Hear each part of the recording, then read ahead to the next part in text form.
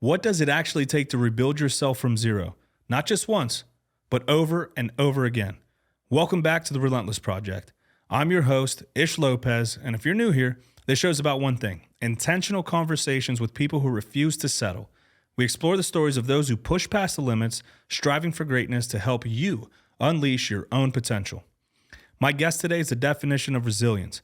Dan Sachkowsky is a serial entrepreneur and high-performance coach who has spent the last 26 years in the trenches. He's built and sold 3 multi-million-dollar companies. You might recognize him from his time on The Apprentice or from the pages of Success magazine. But if you look at his resume, you only see the wins. You don't see the scars. Dan describes himself as an ex-bodybuilder turned business builder. He has made millions, he has lost millions. But his biggest test didn't come from a bank account or a boardroom. It came in 2022 when a massive heart attack nearly ended his life. That moment became his wake-up call. It forced him to redefine what wealth actually means.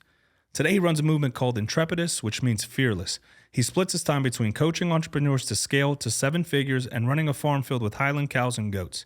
He is a man who lives by 3 pillars: wealth, freedom, and relentless execution. We're going to talk about the discipline it takes to win, the humility it takes to rebuild, and how to lead with zero excuses. As we always say here, real people, real stories, real fucking life. Let's get into it. Dan, welcome to the Relentless Project. You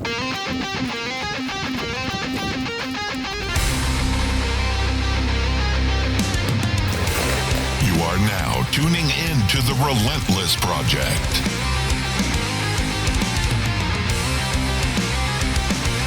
Real people, real stories, real life.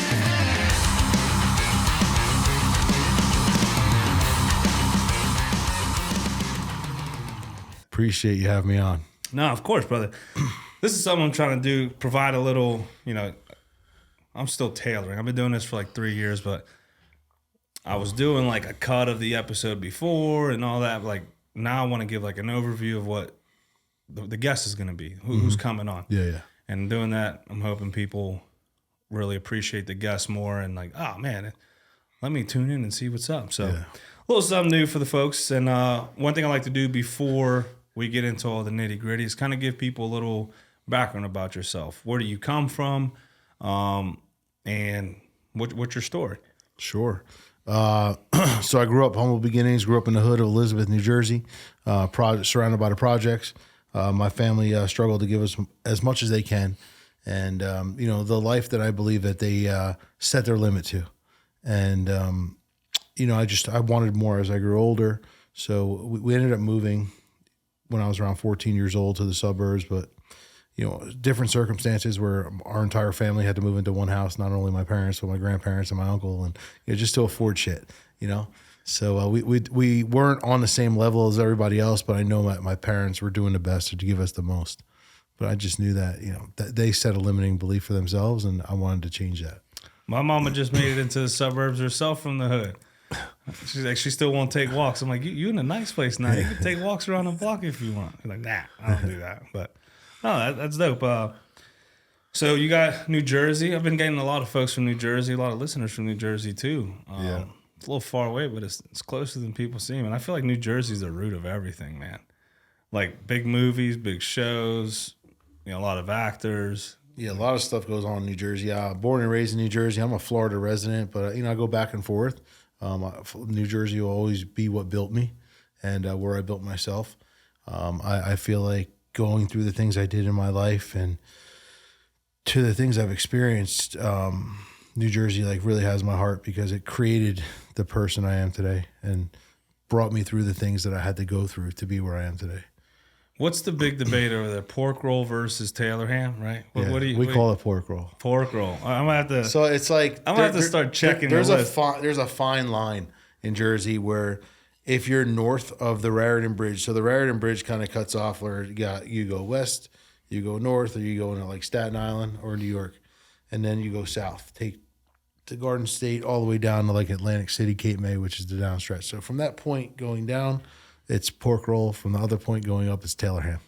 I'm gonna have to keep that in mind because there's a huge argument. And then there's this argument of Central Jersey versus no Central Jersey. Is there a Central Jersey? Yeah, there's a Central Jersey. Okay, hey, dude. You So said it I'm here. from Central Jersey. All right. So here's who says there's no Central Jersey. People from Philly or people from South Jersey, because South Jersey is considered like once you hit Trenton and you go to like the Cherry Hill area towards Philly, all those Eagles fans. So they convert to Eagles fans. So anyone who's an Eagles fan, sad. right? And anyone who's an Eagles fan will say, oh, once you hit Trenton, now you're in North Jersey. I mean, you're not in North Jersey till you hit that bridge. That bridge takes you into New York. It takes you into the northern. So the Garden State goes like, I guess, exit almost 170 all the way down to exit 4. So that's the middle marker. It's like 100 right there, like 118 or something like that. So it's like the middle. So that's a central point, and then that central point takes you down. But the stretch from that point all the way down is very, very long to Atlantic City. So it breaks off. So I don't know. We'll debate. We could debate it all day long. You got your Jersey. I ain't debating with you. You got your Jersey geography down. Yeah. I am just learning. Yeah. Right. I'm always trying to figure it out, because then you get the people who, Taylor Ham is the brand. It's not. I'm like, I'm just asking, because I've had a lot of Jersey folk come on here and they different opinions. So I'm gonna start keeping a tally, and by the end of the year, we'll see what wins. Because it all depends. Listen, if they're a Giants or Jets fan, they're going to say that there's a Central Jersey. If they're an Eagles fan, they're going to say there's only a North Jersey and South Jersey.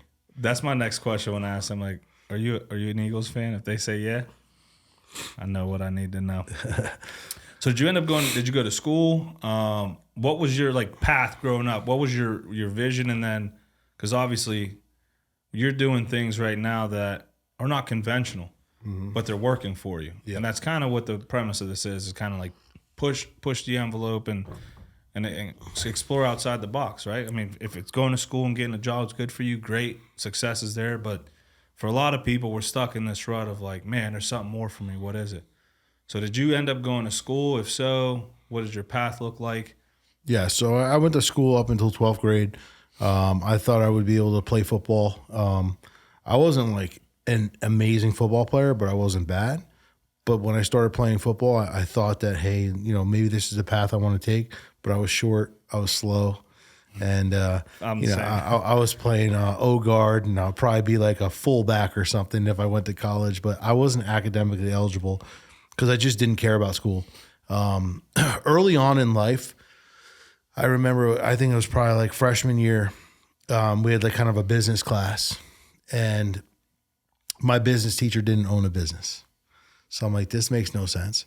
My phys ed teacher was a fat shit. I'm like, this makes no sense.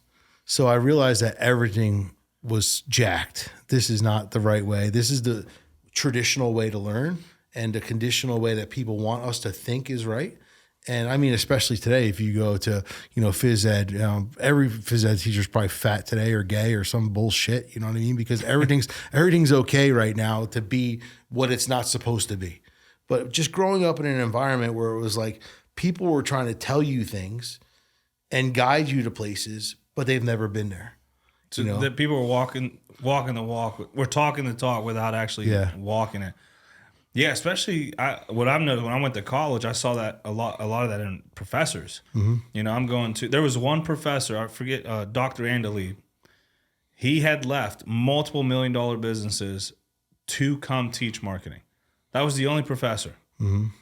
And I feel like everyone else. It's very rare. Yeah, everyone else was just like telling us how to do it, writing the books, but they didn't have like professors profess, practitioners practice, right? So they actually go out there and do the work. So I'm gonna have to steal that, put that on a t-shirt. So you're seeing this, right? You're like, I'm being taught things by people who haven't experienced it.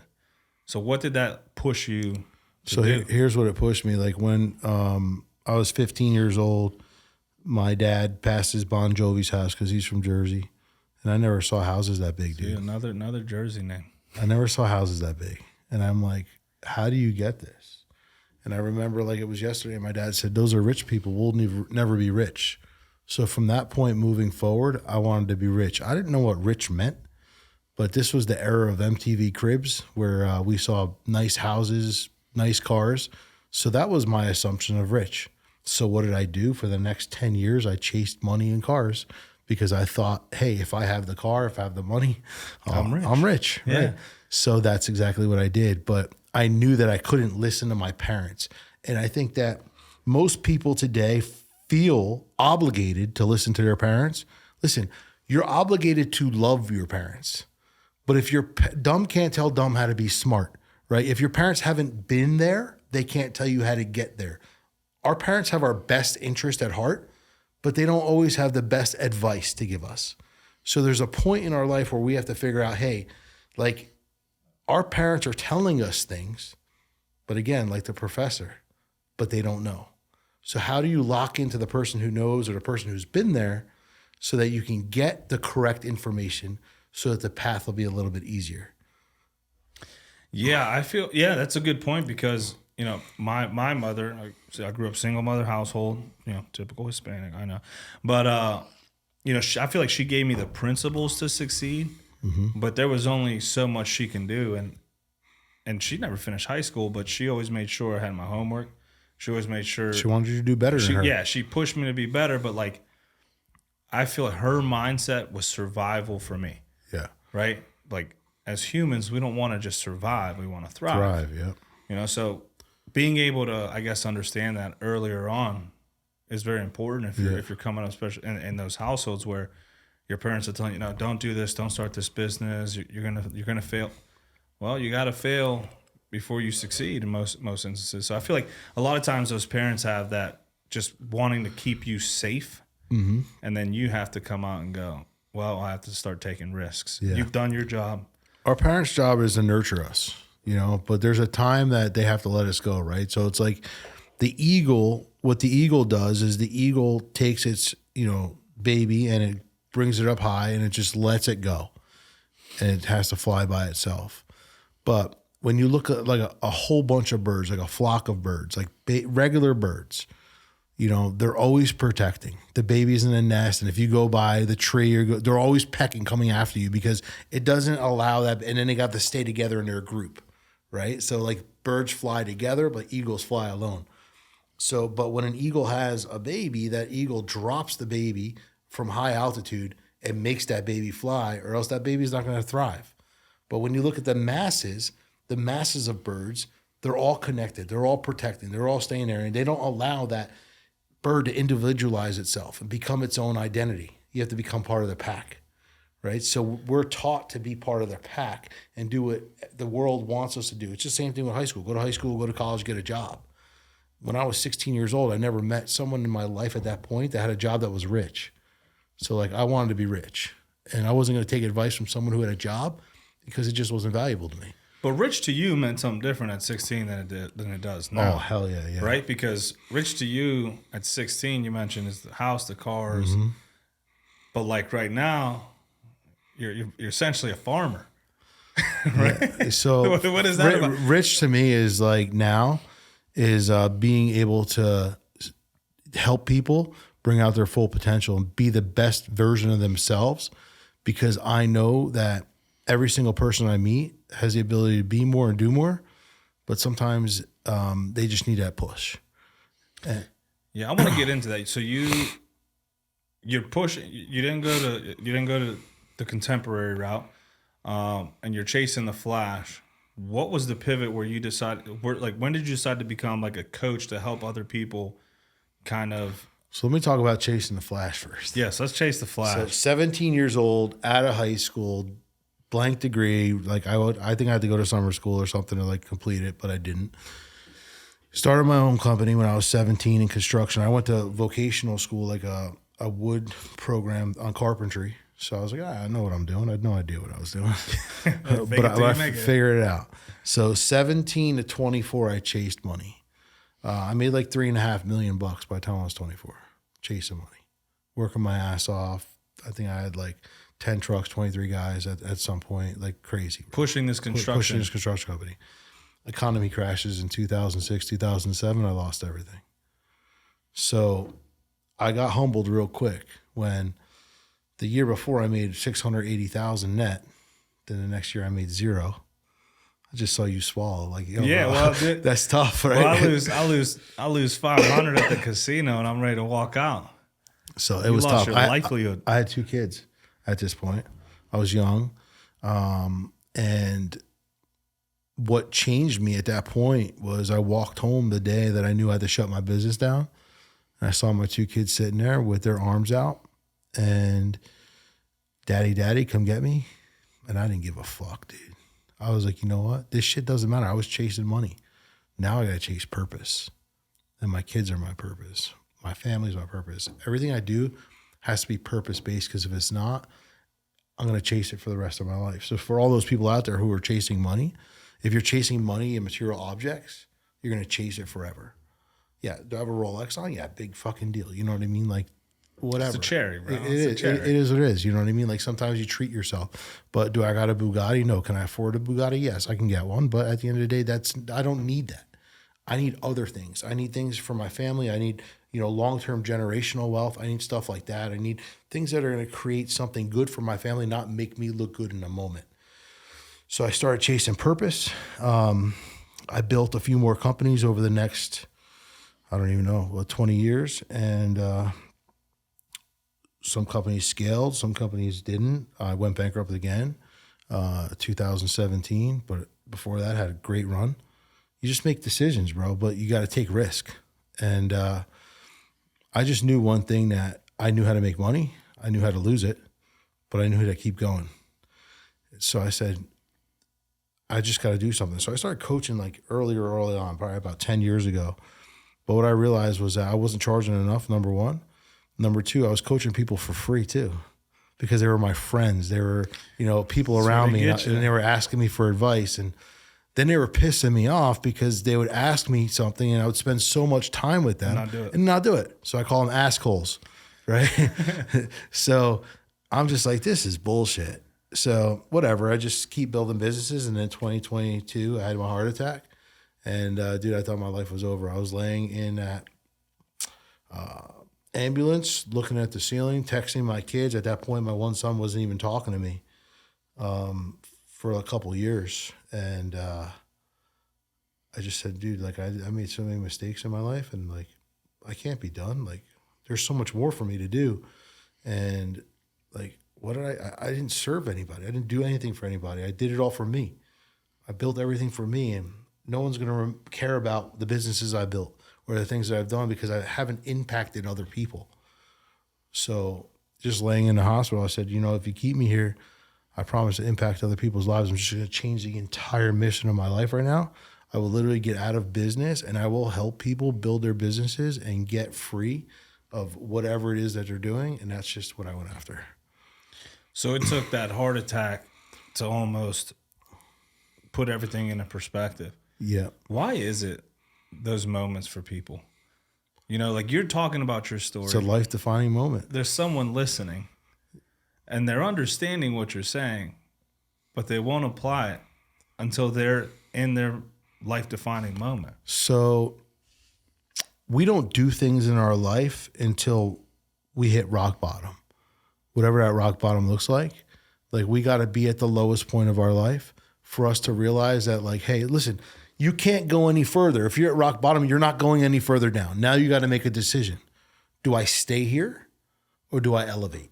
So from that bankruptcy at 24, like, I stopped chasing money, but I started chasing value and purpose, which was building a good business, doing the right thing, building a business that would last and outlast me. So I knew how to do that, but I still wasn't serving people.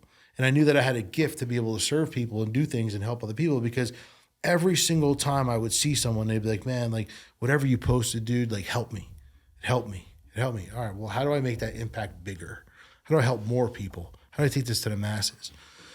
So then the heart attack was like, all right, so you're good at building businesses, but if you were to die today, like, what did you really do? Like, the day you're born, the day you die, the dash in between is like what people remember you by. What are they going to remember you? Dan the Builder? Like, that's who you were? Like, you know what I mean? Like, how long is that going to last? Hey, your dad built a nice house. Your dad built nice additions. Your dad, did this stuff. Your dad had nice trucks. Like, that shit doesn't matter. Like, now, today, the messages that I get on Instagram or wherever, like, just hitting people and like what people say from a message that I put out there. Dude, if I can help one person every single day with a 30-second reel, I did my job. It's not about money. So probably about 8-9 years ago, I told myself I'm going to make money secondary in my life. And after my heart attack, I really did. Money to me is something that just comes after you deliver everything that you're supposed to deliver. You'll always be good. So I don't worry or focus on money right now. Yeah, I believe that wholeheartedly. Like if you're doing something with the right intention long enough, i.e. remaining relentless, success is going to come. Money's going to come. I think a lot of us quit before that happens because we lose patience. You talk about money and you mentioned something, filing bankruptcy. People listening are probably like, oh, why should I listen to this dude? But if you look at a lot of the people, a lot of business owners, that has been a part of their journey that has gotten them to where that's at. How was that for you, realizing you have to do this, but knowing in the back of your head that you have to start all over and just push forward? Or was that a moment for you where you maybe decided you weren't going to push forward? Language doesn't matter on here, right? No. So, we're fucking past that. All right. So I'm not monetized on YouTube. Fuck these people who want to judge someone for going bankrupt. Those are the pussies who don't want to go out there and take a risk. Listen, we have laws in the government that we're allowed to use in business if shit gets fucked up or we fail. So at the end of the day, I literally leaned on the government to get me out of a situation because I was willing to take a risk. And I took a risk, and there's bankruptcy laws that I followed. I did what I was supposed to do. I didn't say, hey, go, fuck everybody. I literally was in a place where 2006, the economy crashed. Whose fault was that? That wasn't my fault. But I was literally banging balls to the wall, bro, doing everything I can. How many people lost their houses? We were in a foreclosure epidemic. So because you lost your house and you lost your job, you're a piece of shit too, and I am too, right? I just took a risk on the business side, but maybe you were an employee of mine and you lost your house, and I almost lost mine, but I took advantage of the system and you didn't, right? So it's the way you have to think about it. And I think most business owners realize what the employee doesn't realize is that the risk that we take is for the people that work for us. We employ people, we pay people, we feed families. But if it wasn't for people like us, most people wouldn't have jobs. So we take the risk, we get paid last, and we do everything we have to do. And because something didn't work and we want to get out of it, we're looked at as a bad person. So I think when you look at, people do say, oh, they go bankrupt, because people are just like, they look at it as a negative. Oh, Trump went bankrupt. Bro, Trump literally builds empires. That's the one I was thinking about, because it was a few years ago. They're like, why should we take business advice from this guy? He went bankrupt multiple times. And I'm like, this guy has multiple franchises in different industries. I don't know. Like him or hate him, business is kind of his thing. Bankruptcy is life and business reconstruction. So if Trump goes bankrupt on something, or someone in business goes bankrupt, all they do is reconstruct the money that the business owes to people and how they can pay that debt.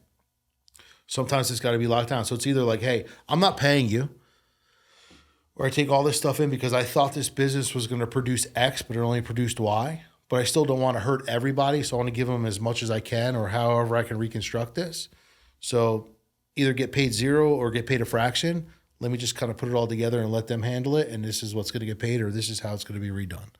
That's what bankruptcy is, So okay, you can file Chapter 7. Like if you're in a bad spot, so in business you have Chapter 11, Chapter 13. But if you're in a bad spot, personally, and you have to file 7, then you lose everything. But that doesn't only hurt the creditors, it hurts you. You can't even get a car loan for 5 years. You can't get a credit card for 5 years. So as everybody else is reestablishing, so are you, because you're in a bad spot. So it's a place where it's like, hey, we're either going to help all those businesses, or you know what, you messed up and we need you to learn how to be financially independent, and we're going to make you suffer for the next 5 years because you're making others suffer. So it's bad on every end. It's nothing. It's just a way to get yourself clear to start fighting again. And in the midst of building these businesses, you find yourself exploring other opportunities. When I was reading your bio there, you've been on shows, and what kind of you're in the business thing, you're in the trenches there. What does that pivot look like for you?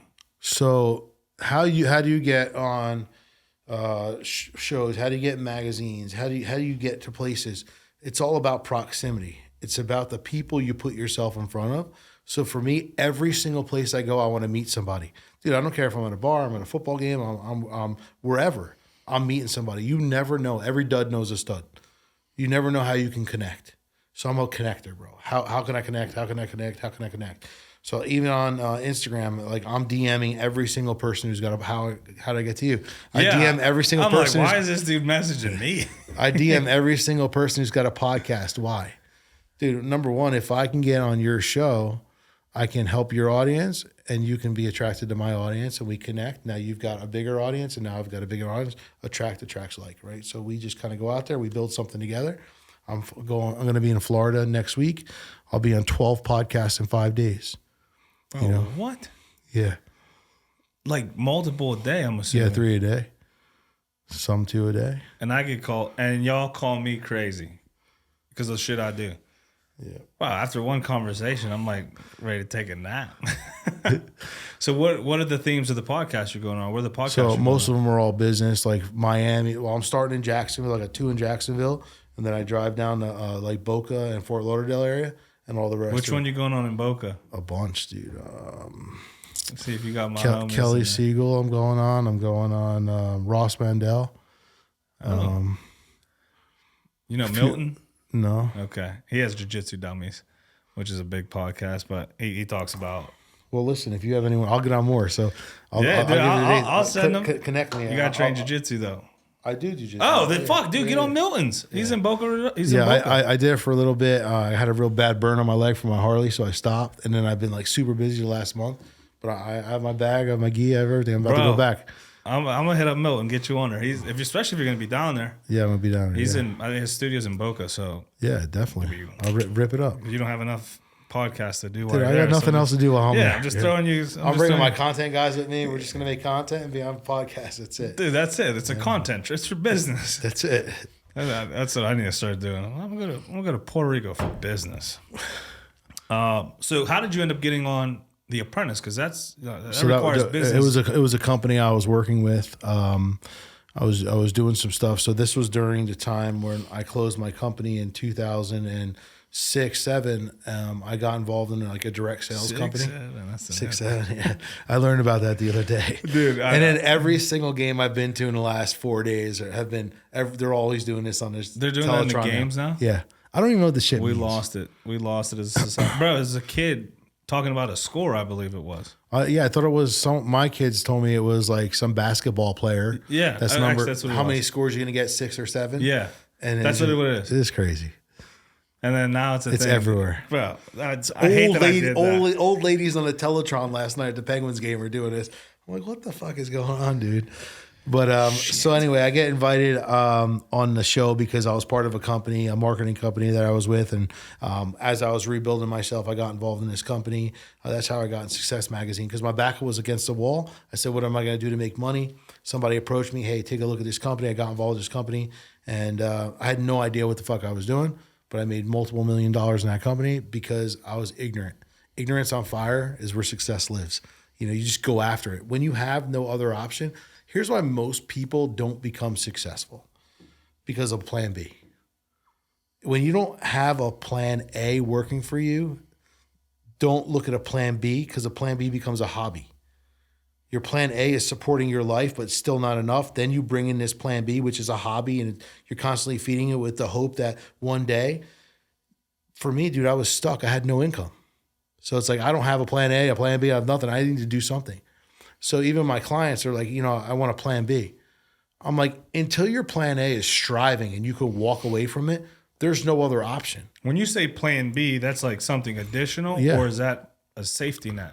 No, it's something additional. If you're not striving in the first area of your life, why are you looking at a second? You should be able to take time away because most people want a plan B, like a side hustle.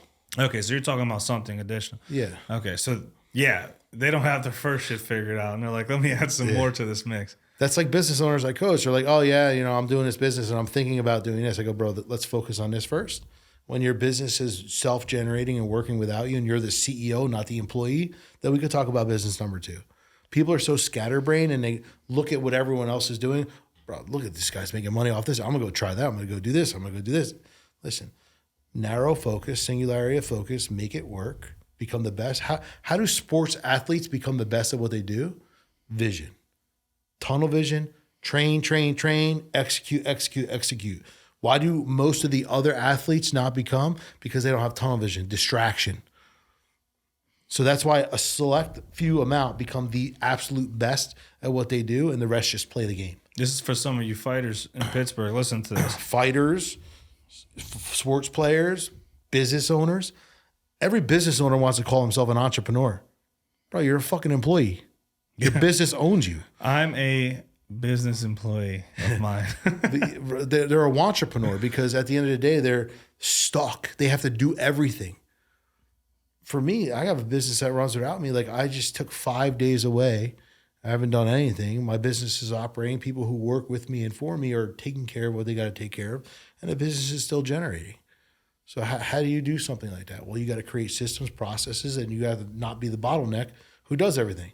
Dude, I got podcasts. I don't edit. I don't do this. I don't do anything. How do you build to that? I mean, obviously it depends on the business and all that, but in general terms, you have someone, I'm asking for a friend, you have someone trying to build something and they don't have a producer, they don't have a graphic editor or a video editor, they don't have someone to do their booking for guests, they're doing everything and they're tired, man. They're fucking tired.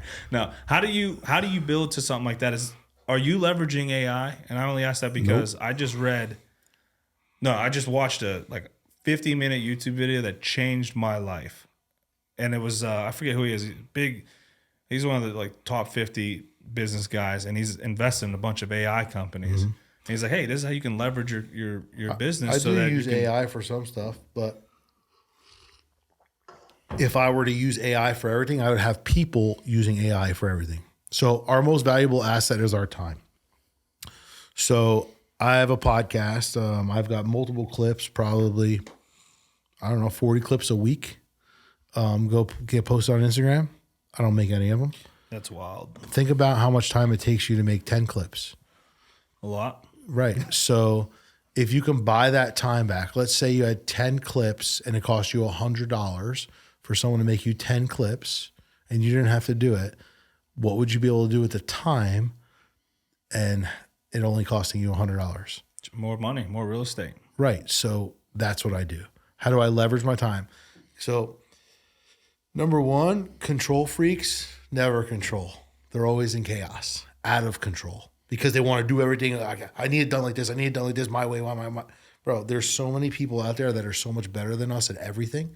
Like for me, I suck at everything I do except for talking. I can talk and do it, but now you take care of the rest. You edit it, you cut it, you clip it, you make everything. I don't want to do anything else because I don't have the patience for it, number one. Number two, I don't care to do it. So I realized to be in business, you have to find the people who are the best at what they do and place them in your business. And then you can have freedom because everyone gets involved in business to be free, but they're tied down. Yeah, it's funny when people want to start businesses and leave the 9 to 5 and they realize quickly you're putting more time and money and resources into your business than you would just showing up for someone else. So why are you choosing to do this? What is your reason to start a business? Because they want the nice car, because again, they chase what's not really there. If you open a business and it's going to provide something for people that's going to be of value, bro, you'll be good. But most people want to get involved in business because they see somebody else striving in that business, but they have no idea what that person goes through day in and day out. And that's the problem. As a business owner, you're always going. So if I'm on my phone, so people are like, you're always on your phone. I go, yeah, but I'm doing business. You're fucking scrolling TikTok. There's a difference. There's a difference from what I do. Did you see that video? No, I didn't fucking see it because I don't watch it. I'm doing what I'm doing on social media and I'm getting off. When I'm participating, I'm commenting back to people. This is how I'm connecting with people, real time. I'm not sitting there scrolling. You're right. And I'm not scrolling with bullshit. No, you're about it too. You're walking down the hallway working on a piece of content. Yeah. I'm like, this dude's always pumping, and that's what it looks like, right? We don't see that from our screen. Yeah. Right? Because when I got to look you up and see, is this dude going to provide value to listeners, right? Because I don't want someone who's just going to pump themselves up. And I'm like, oh, dude, this is literally what he does. He embodies relentlessness. He's talking about helping people and coaching and building people. you're walking down the fucking hall, literally making content and shit. Yeah. I'm like, that's what it looks like, man. Yeah. From this side, you're just like, man, there's a lot of posts, a lot of content. 20 seconds, dude. I was outside, took a video, paused the video, flipped the camera, came in the door, boom, uploaded it to my story, done. 20 seconds. Now 20 seconds is going to attract 3,000 people in the next hour. Good. And now you're tagged in Listen to him talk. And now you're tagged in it, right? But again, like, bro, I remember when I would post a story and 10 people would watch it. I'd be like, fuck, man, no one's watching my shit. And then 30 people would watch it. We were talking before, you're like, you're like a content king, bro. Like, but at the end of the day, I know, like, I'm watching the pros. And the pros out there, they don't stop posting. Who are you watching? Like, does someone kind of motivate you with the content? So I watch my coach, Factor? Pedro's Coolian. I watch Ed Milet. I watch Coolian, the podcast. That's my business coach. I fucking love that podcast. Yeah, he's my coach. Me and him just did an event in Jersey, November 6th, big event. We're doing another one. We're doing a mastermind in Jersey in April. Oh, that's my guy, dude. Tell him I said what's up. Yeah, from Little Pittsburgh. I'll be. We have a couple of things that we're doing together this year, but that did change my life, bro. Like I was coaching, I was doing things, but once I leveled up and I paid for him as my coach. I've had a coach, so I'm a coach, and I've had a coach for the last 20 years. Once I leveled up to like his ball field, and I paid him his 6 figures to coach me, bro, life changed. It was just a whole nother world. Talk about walking a walk, right? You're asking people, pay me your money to hear me talk, but it's not bullshit. This is something you've done that's worked out for you. Yeah. So it's paying dividends to you. And I hear him talk, and I was one of the guys. You're like, man, if I had 6 figures to give him, this is one of the dudes I'd give it to. Yeah. Him, Andy Frisell, like them dudes. So I was with Andy and Ed Milet for a while, and then I went to Bedros. Dude, when he comes in April, take the ride down. It's only 5 hours. We're doing a mastermind, a whole day mastermind. You're going to get so much value out of it. Let me know. Dude, I said I'm always in Jersey. Yeah. I'm between Middletown, Westfield. Middletown's close. Yeah, I'm always. Yeah, it's gonna be actually by. I think the event's probably gonna be like around Edison, so it's close to Westfield. It's like 2 towns away. Fuck, let's go. I'm about to get masterminded. I like doing stuff like that. Usually, since I'm always running around doing stuff, I tend to catch like online courses. But there's nothing like being there in person and networking and connecting with people, right? Like, I love talking too. Yeah. So this is my bread and butter. This is my currency. You don't get that online. So yeah. So you're talking too. Like I talk the talk because I walk the walk. So there's so many fake coaches out there. There's so many people who sell programs who sell the shovel but don't know how to use it and never used it. And that's what really throws this industry off is where everyone's asking for money, but who's really providing the value? So there's so many people out there, even some of the biggest, influencers out there that we see on the scale of whoever they are. You sign up with whoever they are, and I don't want to say any names, but you're not getting them. You're getting their minions, and their minions are selling you on their program. And now, hey, you want to talk to so and so? It's an extra $10,000. Or one of my coaching clients was working with this one group, and he's like, yeah, they asked me if I want to pay $1,500 to come hang out with this dude for the day. I'm like, aren't you in his program? He's like, yeah, but they wanted me to fly down and have lunch with him and pay $1,500. They want you to pay $1,500 to have lunch for the guy that you just paid $7,500 to for a program. That's some bullshit right there. I'll play devil's advocate because I agree with you. I have to start with that. But I've seen these coaches and their reasoning is, if you can hang out with Steve Jobs for the day, wouldn't you do it? And it's like, well, of course I would do it. Of course I would do it. That's a stupid question. It's a loaded question. But it's like they're framing themselves to go, like, by you hanging out with me and paying me just to hang out, you're getting access to all of me. Right. But like, I don't agree. If that's only you were hanging out with them. But if you just paid them $7,500 to $10,000 for a program, why do you have to give them an additional $1,500 for lunch or coffee? That's what I'm doing it anyway. That's what I'm saying. That should be a part of that experience because I'm paying for access to you. Yeah. Not access to the people you put under you. Yeah. Like I'll say this. He was a dude I followed for a while, but was it Ty Lopez? He just posted He's getting locked up or something. He's got some well, crazy shit going on. Well, I don't know what's going on now, but I used to follow him back in the day. He like disappeared, came back, and it was like, hey, want me to be on your podcast? One of those ads, right? And I'm like, let me see what this entails. Bro, I forget what it was. It was an outrageous number. Like $50,000 or something. I'm like, come on, dude. For you to come on a podcast and talk, like, I get it. And you're at the level where your time is worth something, but $50,000 to come on a podcast and you're telling people their life are going to change because you had an hour conversation with them. And like, what happens after the hour? I go over an hour all the time. You just cut the episode. What value did I provide my listeners? Right. You're just like, okay, hour, bye. That's like Brad Lee charging $50,000 to go on his podcast. What's my ROI? I give you $50,000 to go on your podcast. What's that going to do for me? I get a couple of pictures with you and a little bit of B-roll. What's that going to do? Is that going to provide me $500,000? No. Yeah. What's the times on that? Right. 2 time, 3 time. Exactly. So one thing you mentioned is ex-bodybuilder turned business builder. Well, how has fitness played a role in you building businesses? Because you talk about the coaching and stuff.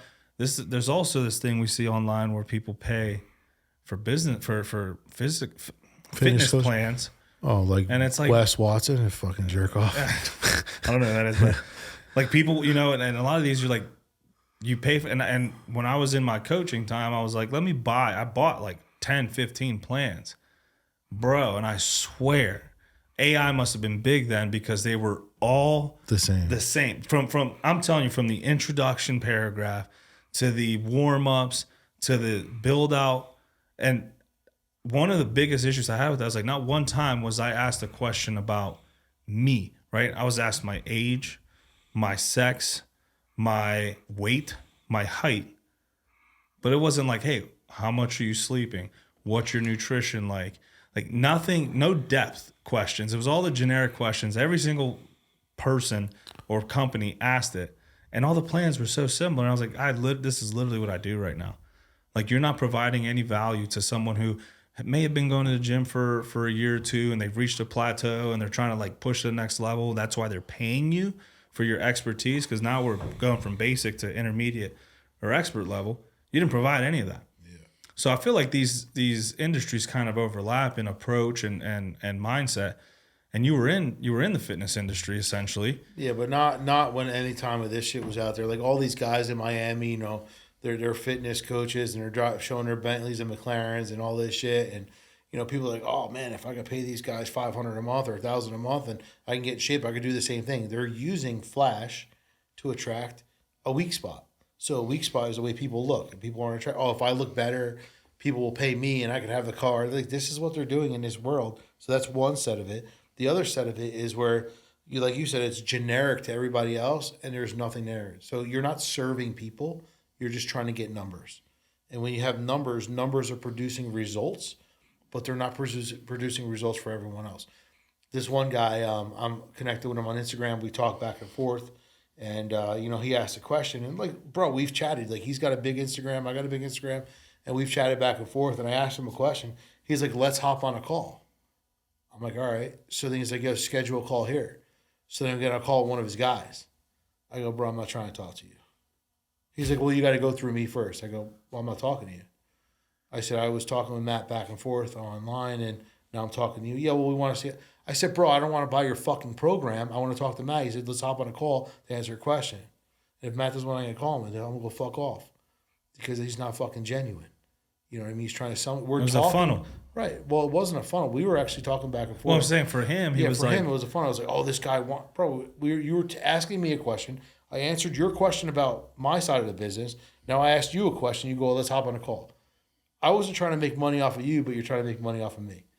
Like, so there's guys out there, like, again, they're going to dish. For me, if you talk to me on social media, I give you so much free value that even if you never got on the phone with me, you're going to be doing better in a year. And I'll spend that time. People are like, why do you give me so much for free? Because it's all about you winning. And if you win, you can tell somebody else to connect with me. But it's not about me saying, oh, you want to do, let's hop on a call. It's going to cost $10,000 for that. That's bullshit. So I lead in a totally different way. Well, and it's also, it gives a buy-in, right? Like, if you got this for free, what do you get when you pay? Yeah. I had someone message me yesterday saying, hey, like, I want to do something different with your coaching program. Like, I want to be someone who, you bring me in almost as like kind of a charity thing. And then after we do the results and I have the results, then I'll pay you at the end. I'm like, it don't work like that. Like, I've spent so much time with this person in the last month, like literally text back and forth and, DMs back and forth. And it's like, all right, here's my program. I go, why would I give you something? I said, with the exchange, I've already given you enough to go do your thing. Now you want me to work with you for free for the next 12 months, hoping that you're going to pay attention and succeed, then I'm going to get paid. Well, if you have no skin in the game, like, you're not going to pay attention. It's like, if it works kind of thing, like, I'm going to go to the gym. So if I lose weight, I lose weight. Like, you're not serious enough about this. So you're trying to like turn the game, and it doesn't work like that. So, but your question about bodybuilding before we get off track was like, so what bodybuilding taught me, was discipline. But I knew that I wasn't going to be a pro bodybuilder. I trained with Flex a couple of times back in the day. Rich Gaspari I used to work out with because he was from Jersey. And I just saw Flex like a year ago, and I'm like, bro, remember the last time we worked out with Rich Gaspari like 25 years ago? He's like, holy shit, like, but he went off to be a pro. He's short, but he's great, Mr. Olympia, like, but he's the select few. You know what I'm saying? Every other bodybuilder is a little bit bigger, a little bit taller, muscles are more defined. But that dude was relentless. But I knew for me, like, I looked at like the odds. Look at Kai Green. I think Kai Green's probably one of the best bodybuilders out there, but he's never won. Different. He's different. Bro, he's got exceptional muscles. Yeah. Oh, those muscles are great. Exceptional muscles, exceptional body. But it's all politics in my eye. I saw it. So I think that if he actually like did what he had to do and the right people were watching, I think he had a chance to be something special. But when you look at the statistics of bodybuilding, very few make it. So I had to make a decision. Like, I was disciplined enough to get here, but I know that's not going to get me where I wanted to be. So I was doing business and bodybuilding, 4 a.m. at the gym, 4 p.m. at the gym, plus working, but I was burnt out. I felt it. So I can't do this. You can't burn the candle on both ends because one day you're going to get burnt. So I had to choose something. I chose business over it. And then you mentioned starting the first construction company, but you started a few of them or had your hands in a few of them, right? Yeah. That's a different business on its own. Like, how was building those up different than, building another business up? Because construction, man, requires grit, requires actual work, requires materials. Like, construction is one of those industries that it's a lot of manual labor. This is another thing. There's these guys on social media today who, hey, we could build a house, you could make millions of dollars, but the dude's never owned a fucking hammer. They call themselves developers and builders, and they're getting people to buy their courses on how to buy shit. So again, like, those people will eventually fail. They're getting people to pay all this money for hopes and dreams. For me, I went to school for it. I did it. I was in the trenches. My first 10 years, I was in the trenches. I did what I had to do. I hung my tool belt up in 2007 because I knew the work end of it. But I knew at this point, if I were going to do it again, I had to hire skilled labor. I had to make sure that I had sales guys, project managers, and all that stuff, because I would never be able to grow and excel to the levels of a solid and big company if I did it all myself. So I had the experience, so I knew what I was looking for, but I now wanted to hire better than me, pay at a higher level, and allow the company to grow. That's the only way it was going to grow. What makes your coaching business different? We hear a lot of the word high performance thrown a lot, and you mentioned a few of these organizations that don't hit that mark. What does high performance mean to you, and how do you deliver that in your coaching business? So number one, like I said, I'm different because I've actually done the work. I've built the company, sold the companies. I've lost the money. My goal with every one of my clients is to 3X their business and pull them out of being the center and bottleneck of their business. So that's my goal. I don't make crazy promises. If we take you out of your business and you go work on your business and not in your business will grow because now you have an outside view versus an inside view. You can know what's going on. So I guarantee to help people 3X their business, or I work with them until they do. So you're hiring me for a year and you have a guarantee. If you do everything I tell you to do, you're going to grow your business and you're going to get to a place where you've 3X'd based on it. If not, we'll work until you do. And are those principles you've learned through the volatile construction industry that you apply to like other entrepreneurs? Well, yeah, I've had construction industry. I had a clothing company. I had a bunch of different stuff over the years. So business is business. I think construction takes a different level Like I have real estate as well, like different stuff. So business is business. The principles of having a business and having CRMs and having systems and having processes and being able to build, like I work with a doctor, I work with all different types of businesses. The main problem in every business is the same problem, the person that owns it. So I work with the individual. The first 30 to 90 days, I help that individual become a better person, because you'll never be able to grow your business or grow yourself until you become better to be able to take on that growth and step into a different version of you. So the first part is growing them. Now the next, 9 months is growing the business and pulling them out of the business. So it doesn't matter what kind of business it is. So your main focus is the person and their mindset and their approach to business. Yeah. You're not necessarily going in diagnosing their business decisions and all that. I do. You do that as well. I do that as well. But the main beginning is them. Them. Yeah. Because if you keep thinking the way you're thinking, no matter what I teach you, the result's going to be the same. So it's conditional thinking, right? So it's the same thing where we go to high school and we get taught to go to college and we make a decision and we go get a job. So this is what we know.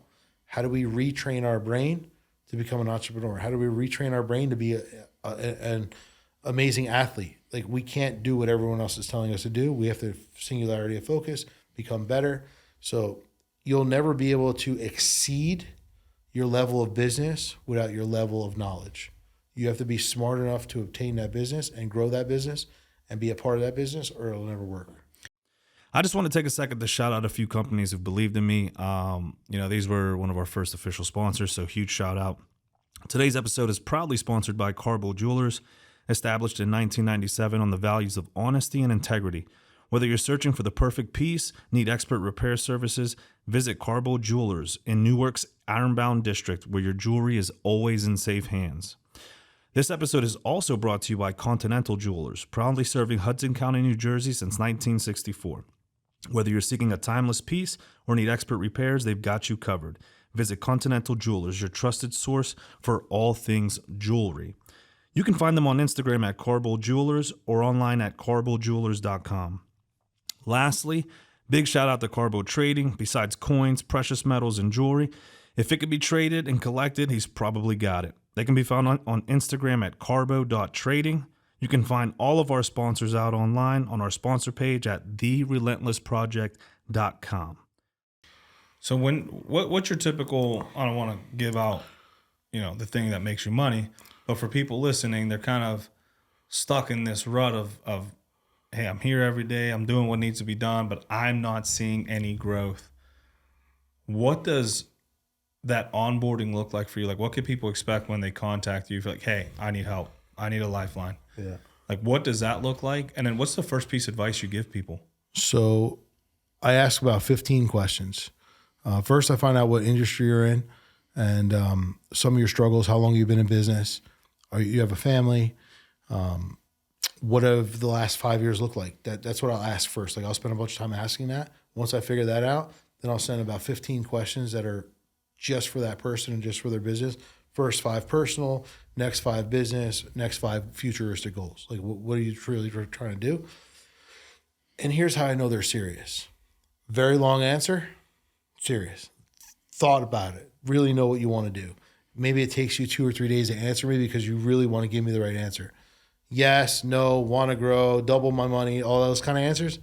You're not serious. You're just looking for a quick turnaround. And then once I get those people, then I say, okay, I can work with you or I can't work with you. Like, just by you answering these questions the way you did, I probably don't want to work with you because I don't want a yes, no kind of person. Okay, so that you're actually selective with who you choose to work with. Yeah. Which speaks volumes. You're not just taking everyone. Because my next question was going to be, you get that person who's like, hey, I'm willing to pay you $5,000. They answer the questions. Yes, no, double my money, get rich, have a Bentley. Like, those are their ansers. I'm not the coach. I'm not the coach for you. Okay, so you're money focused. You're not result driven. So even when people, so my one media guy he follows me around. He's always with me. When he first started working for me, I interviewed him, and I said, like, what drives you? What motivates you? In the beginning, he sent me some questions, some answers to his questions. He said money. I said, I'm not going to take a second interview with you because you're driven by money. He goes, wait, I didn't know. He was only 19. Okay. You know, He's young. but I wanted to see how he transferred that. And so I did for his first 2 months, I didn't pay him.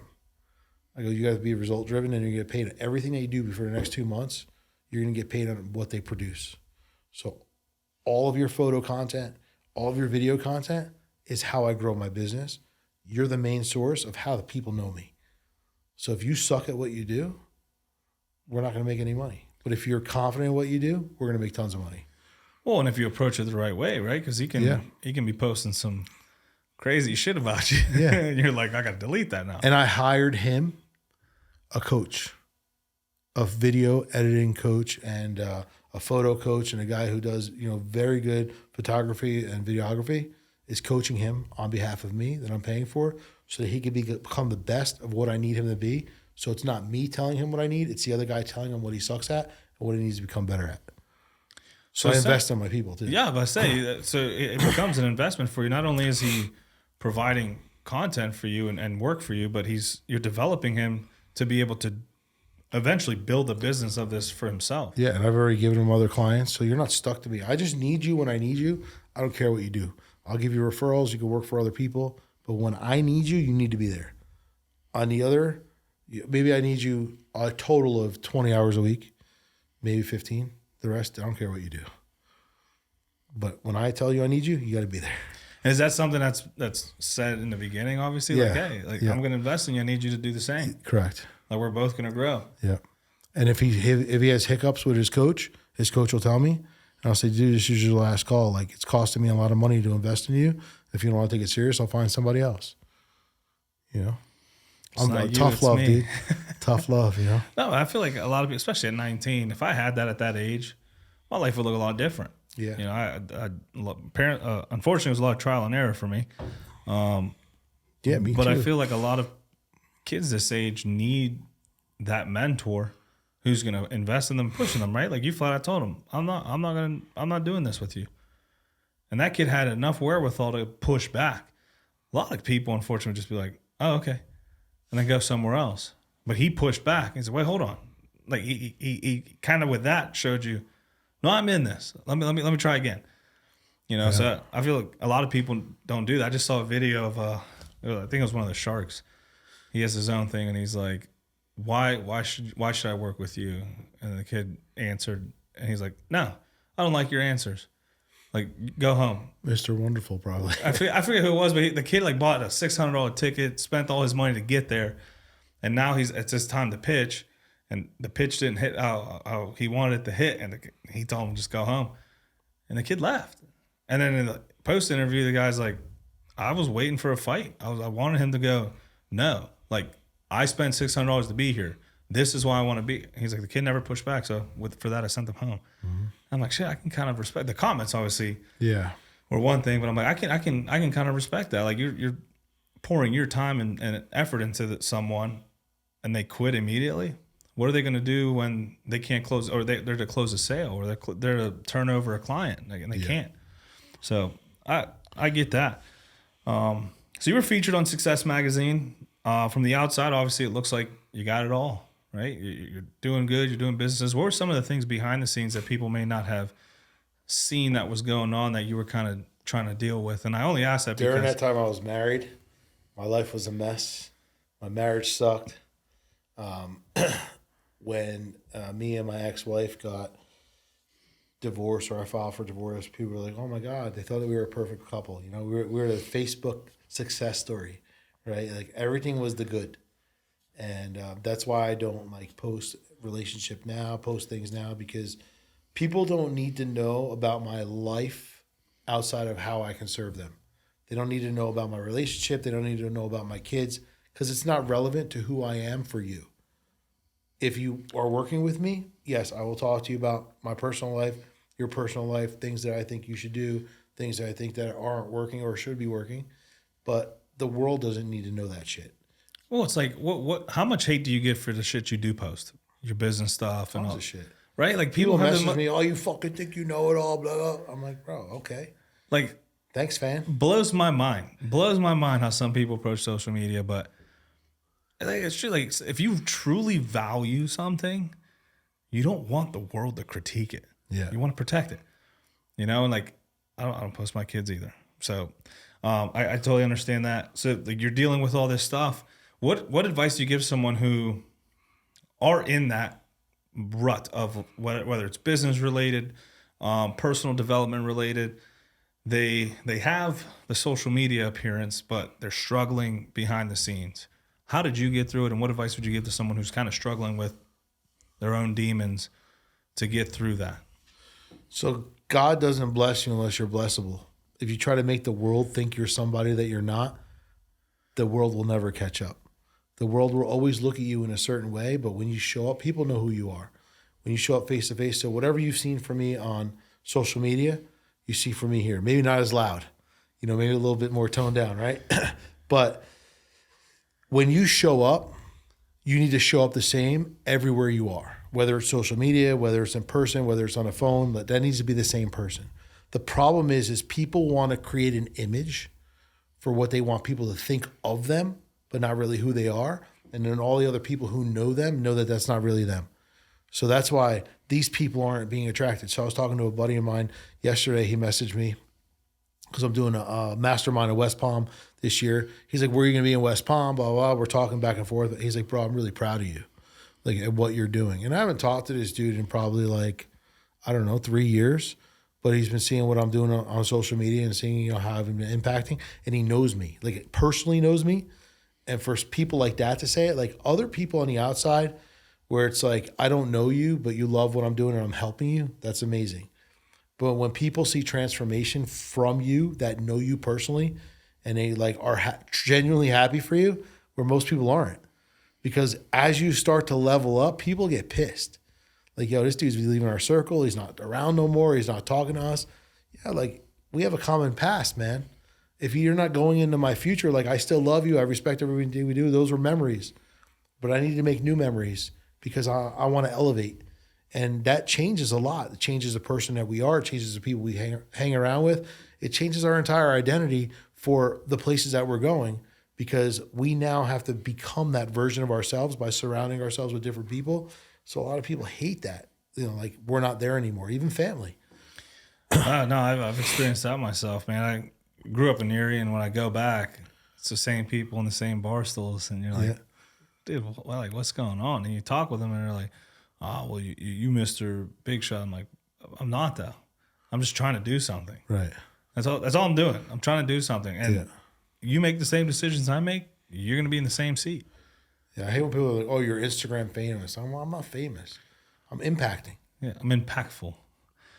You mentioned a few things that remaining authentic, I think, is huge because, they say don't meet your heroes, right? I've obviously following people online and then you meet them in person and you're like, wow, he's a douchebag, or he does not stand for any of the shit he talks about. Yeah.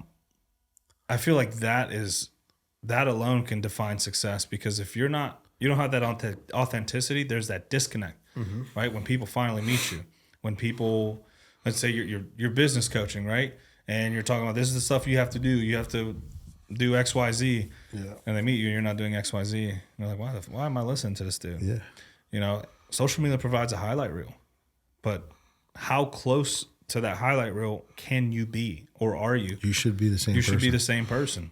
Like, bro, we were texting before the last couple of days, like, yo, come out. Like, let's go grab something to eat. Like, you know what I mean? Like, listen, I'm just like you. We bleed the same. We're the same person.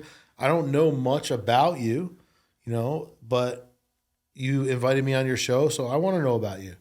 So I don't know, like, how you grew up. I don't know anything. Tell me how you grew up, man. Humble beginnings, man. I grew up, Erie's a small city, but big city problems.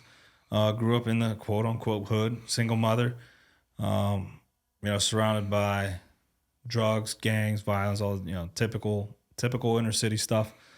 And this is something I always talk about because, me and my older brother, although I owe him a lot, we grew up under the same circumstances. And we made one decision and our lives looked drastically different. Yeah. He served multiple bids in prison. I went off to college. I, started getting jobs, started businesses. And it's like, just like what? And I always ask this, like, what was that defining moment? Like, why did that happen? And when I'm trying to talk to people, I view my brother sometimes. I'm like, dude, you're one decision away from fucking up royally or changing your life drastically. Like, it's so funny. Me and my brother, same way. And people probably say, like, why don't you help your brother? Why don't you take care of your brother? Why don't you bring your brother? We always tried, right? So my brother was hooked on drugs for a long time. He makes poor decisions with women, poor decisions with his money. And, you know, every time something goes wrong, it's coming back to me. Like, and then my parents are like, why aren't you helping him? Like, bro, we grew up the same. We just made different decisions. He worked for me for 20 something years. And it was always like, he was entitled to something. Like, I owed him more than that. I gave you a truck. I gave you a phone. Like, bro, like, you want me to buy you a house too? Well, how much did that help? It didn't help because it kept getting worse and worse and worse. And every time like a new girl came around, it's like, oh, he's doing all the work, but then he has all the money, right? Like, we just do things different. How many opportunities? Hey, bro, like, I would love for you to, you know, take on this part, this division. But when you become the person that you want to be, or you feel the most comfortable being, you don't want to change for anybody. But then at the end of the day, like, if you're a lower hanging fruit, you always have your hand out because the other fruit is so much more tasteful, but you're not willing to do what you need to do to get to that fertile ground, right? That's exactly the point I was going to hit on, man. A lot of my success is attributed to me just putting my head down and doing the work, humbling myself, right? Like, I was working for the NBA at one point, and that all started with just a mentorship. I got into college, and, you know, inner city kid, they're like, hey, we have this program for broke, unfortunate folk like you where you get to have a mentor. And I'm like, dope, I'm about to take advantage of this. Like, someone who's doing it, right? Oh, your mentor is the president of the D-League team for their, or that time it was the Knicks, but they turned into the Orlando Magic. And dude, we would have one lunch a week. And I shout out Matt Brzee, man. I owe him a lot because he broke my framework for my brain. You know, we would talk, and then I was like, hey, I remember one time he needed a mascot. He's like, hey, we don't have a mascot. It's just something I'm trying to figure out. I was like, I'll do it. He was like, sweat your ass off right there. Dude, no. But like, I got to be silly and then no one knew who it was, right? Yeah. So he was like, I need a mouse. I was like, I'll do it. He's like, you sure? Like, it doesn't pay anything. I'm like, I don't care. I'll do it. Bro, started being the mascot, going to community events. All that led to just me doing stuff like that where he needed something. And I'm like, I'll do it. Like, I'll do it. I just want to learn. And like, being around you, I could pick your brain, right? So that's my currency. Well, I ended up getting a full-time position with that while in college. And I remember him telling me when he offered it to me, he's like, we never gave someone a full-time position who's going to be here part-time. So I'm hoping this doesn't like bite me in the ass. And like, a lot of people in the office are going to be upset. I'm like, I guarantee you won't even realize I'm a part-time employee. Dude, I was in charge of the entertainment, the operations for the entire game night. From the cheerleaders to the mascot to the ad space to everything. From setting up, tearing down. While I was a full-time student in college. While I had a young daughter. Wow. Dude, I was like, I'll figure it out. I've never done this shit. I'm in school for marketing. I don't know how to do it yet. I'll just take the lessons I learned at each class and just start applying them. That's where I learned graphic design. I had to create the graphics for the billboards and the Jumbotron. Like, I'll figure it out. They had just installed this multi-million-dollar Jumbotron, and it required a specific production software that I had to upload everything in. I'll figure it out. Dude, I read the manuals. I started typing in. I started Googling. I'm like, how do I make a JPEG with whatever file form this is so that it rotates it? I just taught myself. Yeah, that's you know, I did the work, right? Like, and if I didn't know how to do it, I figured it out. That's the difference between you and your brother. You did the work. So to that point, like, I help them as much as I can, you know, but it's like, I can't just keep giving you money because when I give it to you, you don't do the things that are necessary. So tell your audience this, right? So your brothers too would say, I do the work too. So there's a difference. The value you put in the hour versus the value he put into the hour. Same thing with my brothers. My brother's like, I work so much, right? But how much value you work for the clock, for the hour, for the paycheck, but I work to get the result quicker so that I can do more things. So everyone thinks like, oh, I do the work too. But there's a difference in doing the work for the result or doing the work just to put the time in. Yeah. Result driven, outcome driven. That also tells a lot. Like, when I'm talking to people and they message me because it's the Relentless Project and we're all about pushing boundaries and stuff. Hey man, I'm looking to get in shape. Like, can you help me out? First thing I tell them, like, I'm not a fitness expert, right? I know what works for me. So I'm like, how much time can you do? Well, I don't want to do 5 days a week. Okay. How many days do you want to do? Well, about 2. Okay. Well, how much time do you have in those 2 days? Oh, I'm thinking 30, 45 minutes. I'm like, you're already you're already shooting yourself in the foot. Like, I'm like, okay, you don't have time. Can you wake up at 4 a.m.? Oh, I'm too tired. I'm tired too when I wake up at 4 a.m. I just do it. What I want for me is going to require me to be tired a little bit. Are you willing to do that? Nah, I probably got half hour. I wake up at 9, go to bed at 2. Why do you go to bed at 2? Well, I don't know. I can't sleep. I'm like, bro, you're on your phone. So like all this to say, if you're not willing to do the work, why am I going to waste, and I call it a waste, my time for you to just grab it and throw it away and do it yourself, your way, that's not been working for you. And you mentioned this earlier. It's like when people, it's a pet peeve of mine, when people are like, hey man, this is what I want to do this. What's required? I tell you what's required. And you're like, wow, I don't like this. I'm going to do this instead. And I'm going to do this. Well, just do it yourself. If you got to figure it out, do it yourself. Why are you asking me? You know, and it's that tough love. Like, I want to see you succeed, but if I need you to meet me halfway, because that's going to tell me like you're willing to put the work in. If you're willing to put the work in, I'll invest in you all day until I go broke. And I've done that multiple times, you know, and if you're doing the work, it's going to work out. May not tomorrow, next week or what, but it's going to work out. But I have to see that you want it. If you don't want it, you know how I start with my coaching clients? I say, if you're married, you have a significant other, you know how many times they bring out 2 outfits and they say, hey, which one looks better? And then you choose the one that you like better. And then they go, really? Why? And then they end up wearing the other one. I'm like, coaching doesn't work that way. I'm going to tell you something because of the better interest of you. Don't question it. Do it. Because if the other way worked, I would allow you to do it and I would make it better. But when I'm guiding you on something, don't question it. And this is what happens with, kids and significant others and everyone is like, we always try to direct our path. But if there's no skin in the game, if there's no big end result for anybody, everyone just does what they want to do anyway. Right. So it's like your kids, like we tell our kids things. We've already been down these roads. We know exactly what the fuck you're thinking, but kids think they're smarter than us. And then what do they always end up coming back? You were right, Dad. You knew it. How did you know? My oldest son's like, my dad always knows. I can't even lie to my dad. My dad always knows. He literally, I can walk in the house. I walk in the house, he feels an energy. He knows that I have to tell him something or I did something I wasn't supposed to do. it's almost like you made that fucking kid. Yeah, right. Like, I made you. Bro, I was the same 21-year-old as you, bro. Well, and that's the thing. Like, that's something I try to instill in my kid. I'm like, I'd rather you tell me and you have to deal with the talk and the lesson and then we figure it out than me finding out. Because if I find out, now it's you against me, and it shouldn't be that way. Just tell me. Always be upfront with me. My goal is to get you through life, to put you in a better position I ever had. That's my goal. Just trust the process. You may not like it, right? Like things I had to do. My mother didn't finish high school, but I kind of trusted the process. I went my way a couple times, didn't pan out. But one saying in Spanish, "Hijo fuiste, padre será." So a child you've been, a father you'll be. She would always say this when I was being a little shit. I never understood it. And now that I have a kid, now that I have kids, bro, I understand. I'm like, fuck. Like she was right. Yeah. Like dude, the just button heads. And my daughter trains, so it's not abuse if we start getting after it because she can defend herself. Yeah.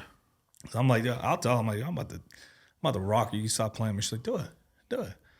I'm like, oh, dude, you about to get me in trouble. But yeah, man, like, especially in a coaching business, like you're paying me, you're coming to me for my guidance. Why not just try it? Yeah. And if it doesn't work for you, it doesn't work for you. But try it and give it your all. Because especially with the fitness thing, you'll see people like, man, I tried. I went to the gym and I did curls and I did bench and I did squats and nothing. So what did you curl? Did you push? Did you go until your arms were like you couldn't bend your arms because they're just so pumped and hurting? Did you push that bench press until you were red in the face? Because if you just go there and lift 20s when you should be doing 40s and 50s. You did the movement, but you didn't do the work. And that's the same with business. That's what my kids ask me too. Like, what should I be working out? Like, should I be doing sets of 10, sets of 8? I'm like, no, it doesn't work like that. You do as much as you can, and then you figure out that number. Like, you know what that number is. You don't just go to 10, but you could have done 10 more. Like, this is not the way we learned to work out. We knew what our max was and what our next max. And we always went to the next 5 or the next 10 and whatever that was. Yeah, we tracked ourselves. And if we did 11, like, we fucking put more weight on there, so we just did 10. You know, because that's the way it was. It wasn't like, oh, well, I did 10, but I could have done 5 more, and I'm going to do 8 the next set. But this is the way people think now. Well, it's like, it says 12, 10, 8. Yeah. Well, I did 12, 10, 8. Okay. Could you have put more weight and done 12? Yeah. To exhaustion or not? Yeah. Could you have put more weight and done 10? Or did you do 12, 12, 12 because you were able to and you did more work because he said I should do 10, I did 12. No, 10 should be, you should be fighting with everything in you to get to 10. If you got to 10, the next time, put more weight on. Yeah.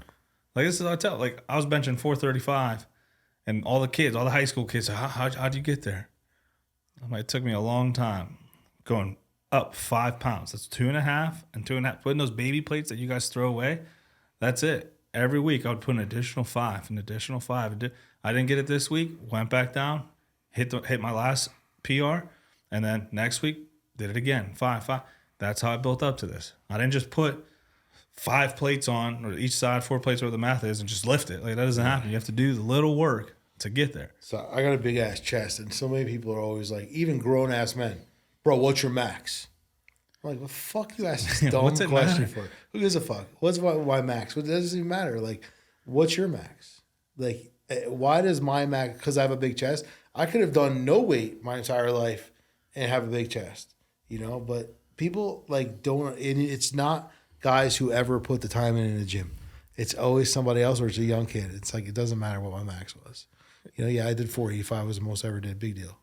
You know, that's a lot of fucking. That's a lot of fucking weight. Would fall off. Dude, right now I could only shoulder press like Arnold presses, maybe 25-pound dumbbells because my left shoulder's so fucked up. That's it. Well, it doesn't even come all the way fuck down. around and find out. Yeah. No, but that's a good point you make, man. It's just, are you willing to do the work? And if so, like, I get asked, what's your bench? Why does it matter? Especially like when we're training. They're like, oh, well, you bench this. You bench more than me. Dude, benching 435 is no different than 225 in what we're doing right now, right? If you can push someone off of you who is trying to pin you down, doesn't matter how much you bench, right? Like, it starts tailoring off. You know, maybe I can push someone 10 more pounds than you off, but like, for layman's purposes, you're just fine at 225 if you're doing the work. Exactly. Right? Like, your goal is to be a fighter. You don't want extra muscle, right? Because I can punch for about 5 minutes and then I'm gassed. Yeah. Doesn't work in a fight, you know? Or I can roll for about 10 minutes and I'm like, God, if you can last 10 minutes with me, you're probably gonna win. Yeah. You're probably gonna win. If you can't you got to give me the 10 minutes though. Yeah. You know, so it's like, what are your goals? What are you trying to do? And then that's what should matter, not your ultimate. Too many people focus on other people. Same thing. So, what's your max, or how much money you make? What does it matter what I make?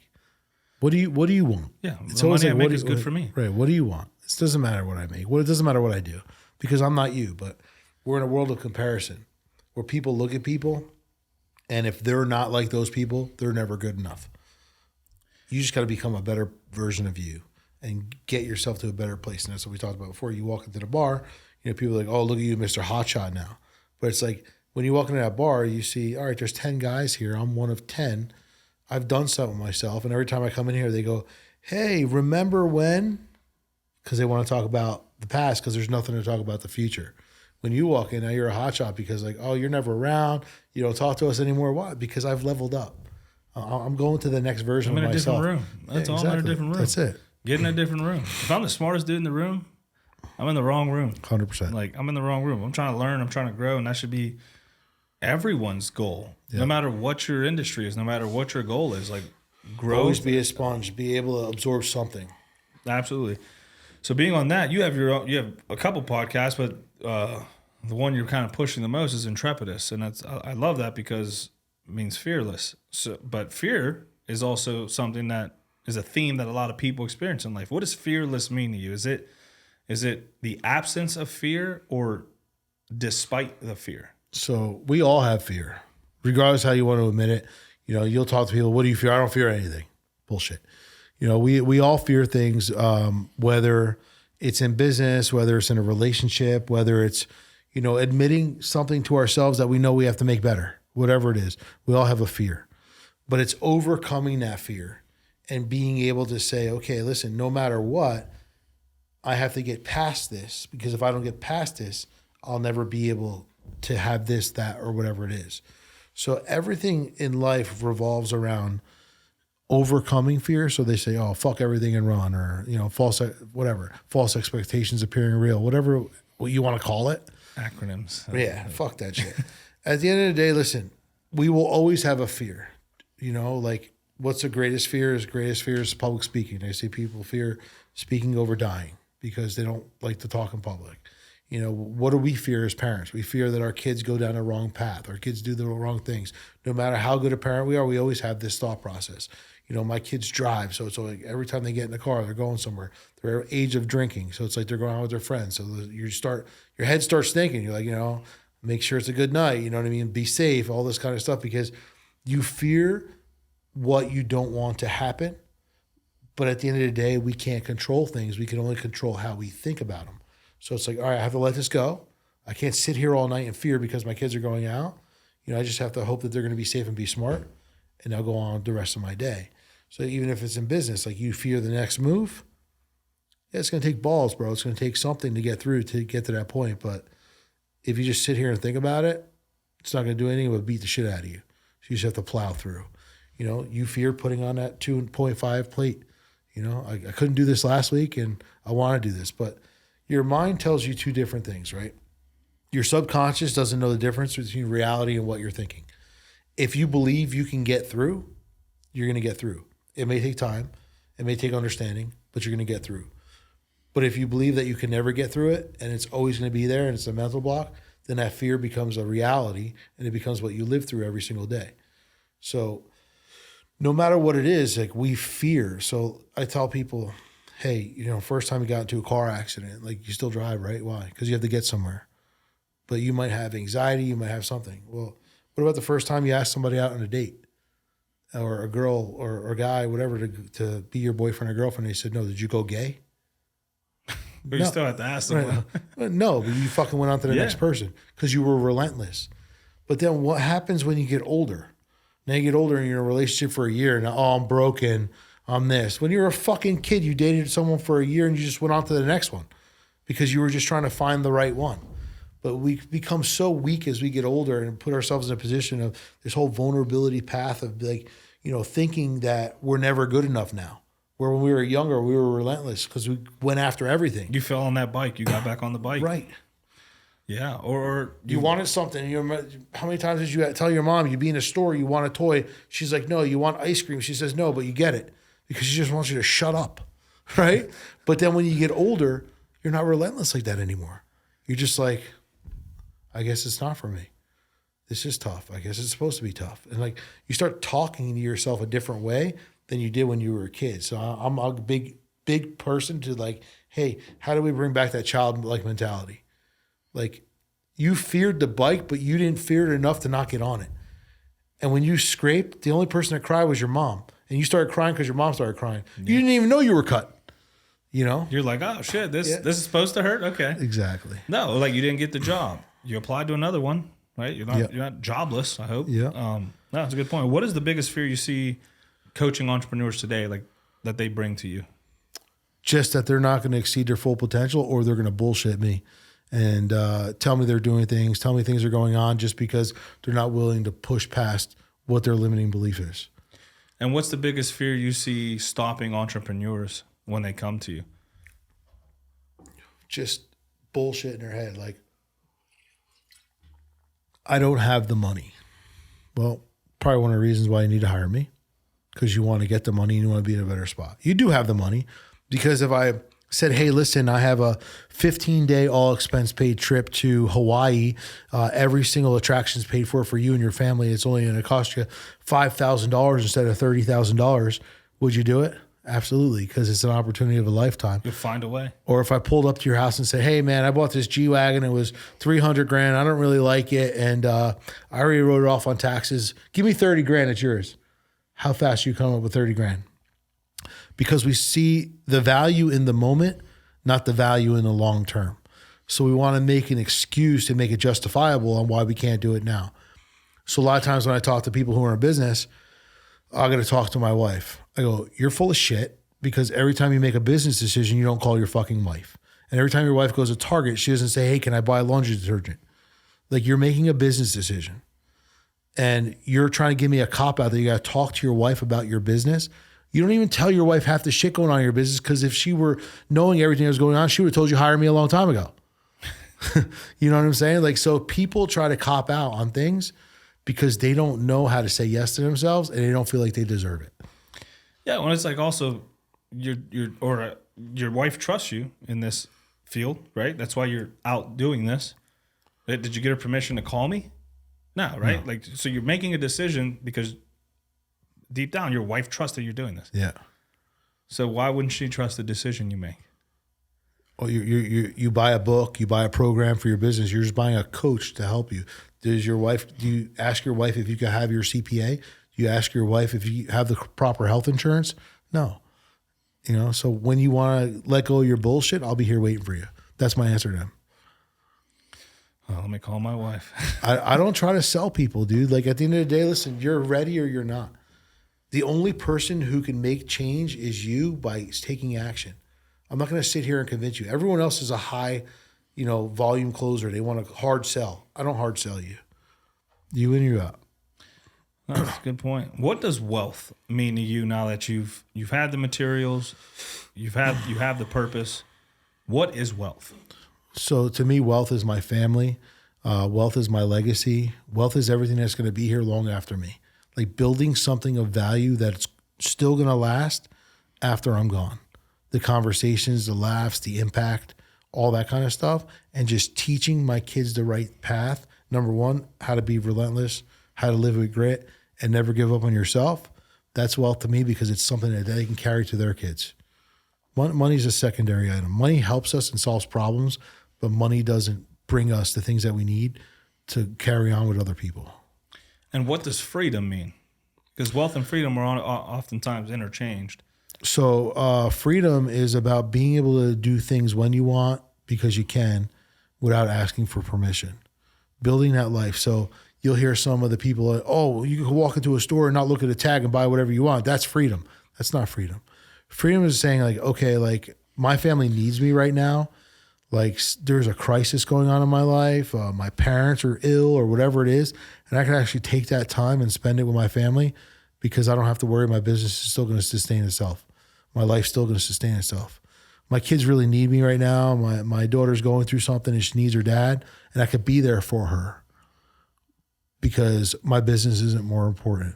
So that's freedom to me, being able to do the things you need to do because you don't have the limited time. You have an unlimited amount of time to be able to build your life around that.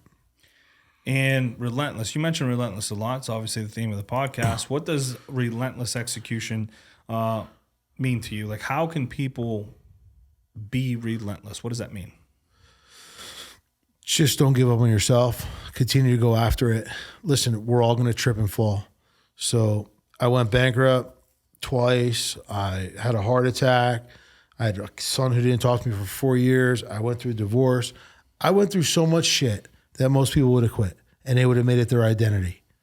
But at the end of the day, it doesn't define you. What it does is it builds your character to who you become after it. And we all go through things. So when we talk to people are like, oh my God, you won't believe what I'm going through. I don't give a fuck what you're going through because I've been through it too. I want to know how you're going to grow through it. What is this teaching you? How can you become better?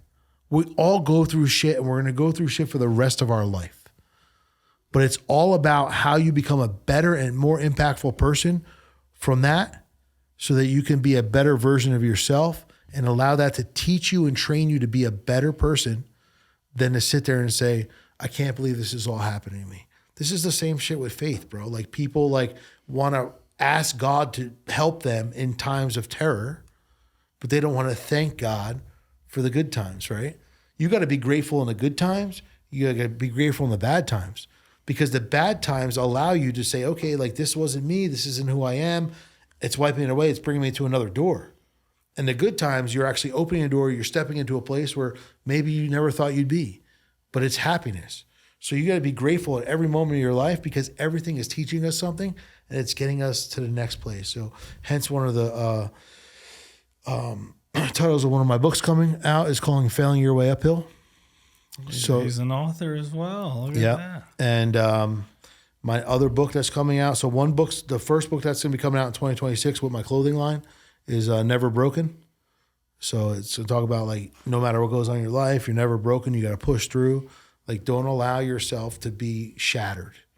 You know, like having a little crack is okay. Like everything cracks and everything gets stressed over time. Stress cracks, but we continue to grow through it. You know, don't allow yourself to be beat up to a point where you don't feel like you can take yourself further. And I have a clothing line coming out with that as well. So that'll come out this year, 2026. And then Failing Your Way Uphill, that book's been done for 10 years. I'm going to snag a copy and add it to the book collection over there. You got it. Well, I have a bigger one at home, but that's like those are ones that I've had people signed. Yeah, I'll have to do that. You mentioned something that I want to hit on as well. You know, faith and people leaning to God, or people just when they have nothing else. But that requires you to still work, right? Like I don't know what people's beliefs are, but I'm a God-fearing man. In the Bible, when he needed to feed the masses, he didn't just make bread appear from nowhere. He said, "Hey, give me the bread and fish that you have." Yeah. So and people had to trust. I'll multiply it. Yeah. People had to trust. Like, man, this is all we got. Now I got to give it to him. Mm-hmm. And then God used that to multiply. Right? When they wanted wine for the wedding, when they were all out of wine, they said, "Fill this tub with water." Yeah. That requires you to work. Like, fill this. You need to do your part, and then I'll do my part. That plays in our life too, right? Like, we can't just sit back and, man, my life sucks right now, make it better. No, you have to work. And then in that work, you're going to see fruit. But he's like life, God, whatever you want to use, God's going to give you, or God's going to use what you give him. Yeah, so you got sowing season or harvest season. That's the way life works. So right now, we're going into sowing season. The winter months always in business for people. Holidays beat people. Even though holidays are supposed to make people happier, they beat the shit out of people. The most debt is incurred during the holiday season. And stress and relationship stress and family stress, everything. So we're in the sowing season right now of life. It's always from the fall to the spring, and then we enjoy the fruits of our labor. So we have to work the hardest now because there's no vacation time. There's nothing that we're doing. We have to, be disciplined with our family because it gets dark early. So everyone's, wanting to go to sleep early. Everyone's droggy and, just dragging through the days because it's just not the same energy. So it's a time right now where, life is tough for everybody, no matter what's going on. So we got to take those seasons and we have to say, we're grateful for this because this is going to create the harvest, right? So I said before, like, you can't be blessed unless you're blessable. So it's not about being like, oh, great, I got all this stuff. And then when you're going through that sowing season, God, why is this happening to me? You don't question God. You ask him to show you what this is doing for you. You don't ask him why he's doing this to you, right? Like, he didn't go out there and ask why. He just fought through it, and he knew what he was trying to do, and we were going to live by his grace and his mercy based on what he presented and how he represented himself. And he went through all the hard times without questioning who he was or who his God was, right? Like, I know what I need to do. I know what my mission is. But when bad things happen, it's like, God must not love me. Why is this happening to me? What's going on here? Versus saying, like, this is my season. Like, I need to sow. Like, I need to be more in the Bible at this time. I need to be more in Scripture in this time.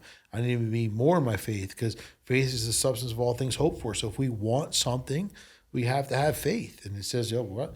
Faith the size of a mustard seed. You just need a little bit of faith to be able to carry yourself through the winter. And most people don't have that. And they allow themselves to stress over things because they want to make other people happy. They want to do for other people before they do for themselves. That's the holiday season. Let me go out there and get fucking broke to put a smile on someone's face for 30 seconds and make myself miserable for the next 3 months. Till tax season. No, it's good stuff, man. Before I do want to hit on something. It's this contrast that I see. You know, you're this hard charging business coach, but you also own a farm with Highland cows. Like those could be very different. Is yours farm just an escape from the noise, or does that farm teach you lessons about business, such as patience, nurturing, seasons, right? Because you talk about sowing season, harvest season. That was a little innuendo there for those of you who don't know. But what does owning this property teach you about life and business? I didn't even buy the property with intention for what it's doing.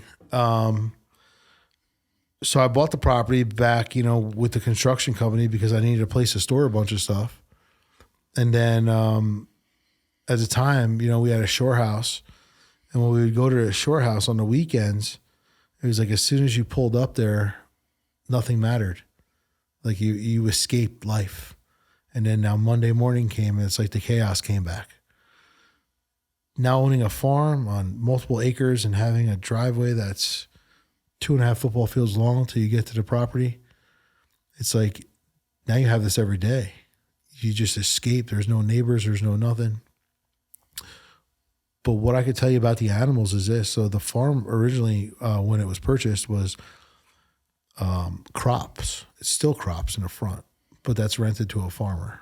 We don't do that. But I'm like, let's get a couple goats. Okay, I got a couple goats. Put some more fence up. Let's get a couple cows. 12 animals later. Oh, that's how it starts. Man. It's like, I don't do dogs. And then you get a dog and you're like, oh, that's the cutest thing. But when you go back there and you see these animals every single day, whether it's 5 in the morning, 6 in the morning, or 6 at night, they don't care about your day. They don't care about what's going on in your head. They just want to be loved. Just come pet me. We're going to walk right up to you. We know that you're here. We couldn't wait to see you. Just feed us, love us, and take care of us. So it teaches you something about life where our problems matter to us, but they don't matter to nobody else. But when you have a farm and you can walk out there and you can see these animals that just want to give you love and be around you every day, no matter what's going on in your head, no matter what's going on in your life, that's the same thing that happened to me in 2006 when I was losing my business. And I walked in and my 2 kids were sitting there with their arms open. And they said, hey, daddy, daddy, daddy, and they wanted to get hugged and kissed. What really matters in life isn't the noise that we put in our head. It's the peace that we give ourselves through the things that we have in our life. So everyone's like, my dog's my best friend. I got 2 dogs. My dogs are cool. But my animals are cooler. Do you have a cow? Yeah, my animals are cooler. And all of the animals are pets.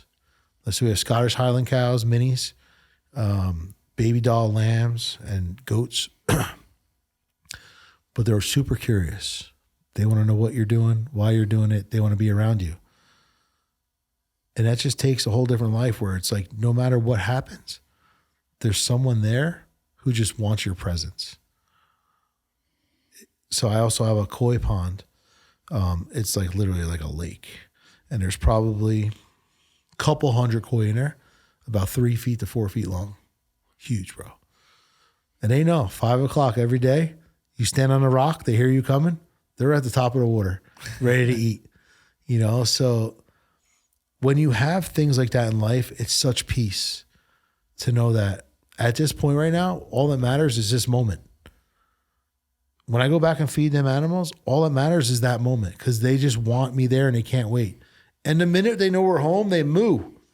They know we're home, right? So it's like they know 5 o'clock, 6 o'clock every night, that's their time. Between 5 and 7 in the morning, that's their time. And if we're not out there, they're mooing. Like, where's Big Dan? Hey guys, where are you at? You know what I mean? Like, did you forget about us? So Oh, that's interesting. It's serenity, man. man. It's peace. Well, with that leads us into what I like to call the Relentless Rapid Round, where I fire off a series of questions, and you answer with the first thing that comes to your head. Don't overthink it. And the first question has to do with your home front, your oasis. You have to pick one for the rest of your life: the adrenaline of closing $1 million deal, or a quiet morning coffee with the Highland Cows. Quiet morning coffee. You've been in the game 26 years. What is the worst piece of business advice you hear gurus giving to young entrepreneurs today? Fake it till you make it. Shit, I use that one. You're disciplined, but everyone breaks. What is your ultimate guilty pleasure for a cheat meal? I'm disciplined. So you're disciplined, right? You follow this structured, but everyone has an off day. What's your guilty pleasure for? What's your go-to cheat meal? Probably like a cheeseburger. Oh, can't go wrong with it. Smash burgers, Like specifically. so a burger with like onions fried and bacon, big juicy burger. That's good. Solid. Finish the sentence. The number one reason people fail to scale their business is because they don't know how to run it. If you could put a billboard on the highway for every single person in the world to see, what does it say? Never give up. Boom. Awesome. I got some bonus questions too. You didn't know that. In one word, what scares you the most right now? Death. Oh, deep. Going deep. If you can go back to 20-year-old Dan and punch him in the face or give him a hug, which one are you doing? Give him a hug. What is the song you play when you need to run through a brick wall? Gangstar Work. See, mine is 1,000 Miles by Vanessa Carlton. You have a no excuse policy. If you could look every listener in the eye who's currently making an excuse for why they aren't chasing their dream, what do you say to them? Your reason's not big enough. And if someone is listening right now sitting at rock bottom like you once were, what is one thing they need to do today to start their forward motion? Take action, because yesterday was over last night and some days not a day of the week. At this stage in your life, after the millions, the fame, the heart attack, and the cows, what does greatness mean to Dan? Serving every single person at the highest level I can and just impacting every single person who I can touch. Good stuff, brother. I appreciate you for coming on. Where can people follow you online if they want to, maybe they want to inquire about business coaching or just follow your journey? Where can people follow you? Sure. So my biggest platform is Instagram, Big Dan Official. I'm fully connected on there. All my DMs are answered by me. Everything's connected. Comments are by me. You need anything, reach out. I got you. My coaching, I have a couple different things. I got Big D Coaching /1-on-1. I got BigDMastermind.com. And I also have DanSachkowsky.com that has everything that I do on there. But yeah, just connect with me on Instagram. It's the best place to find me. Well, brother, I appreciate you for coming on to the Relentless Project. If you aren't following us, be sure to follow us online at Relentless PRJCT. We're on Instagram, X, YouTube. You can stay up to date with new guests who share their stories, such as Big Dan over here. I appreciate you for coming out, and I hope you enjoy the Steelers game tonight. Go Bills. Go Bills. With that, we're signing out. I'm Ish. This is the Relentless Project. Stay relentless. Later. Thanks, buddy.